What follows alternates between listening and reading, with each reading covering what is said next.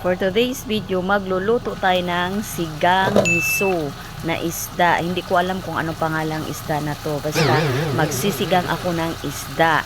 Dahil naalala ko pala yung sinigang miso. Yung nagtatrabaho pa ako sa Calamba, Laguna.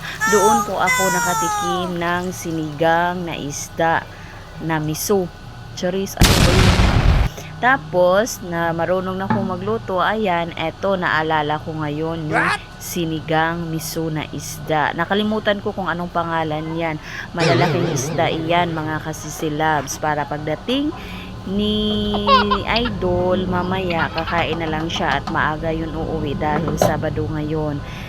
At maraming pong salamat sa mga sumusuporta sa akin at sa walang sawang nanonood sa aking mga video at sa hindi pag-skip ng aking mga ads at sa natutuwa sa akin at sa hindi natutuwa sa akin. Maraming salamat sa inyo sa panunood at sana tuloy-tuloy po ang inyong suporta sa akin hanggang dulo.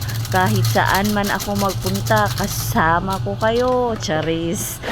At eto na, magbabay na ako at maraming salamat ulit sa panunood. At time check, nakaluto na ako ng ulang 4:50. Nabulol naman tayo. Kayo, nagkaluto na ba kayo?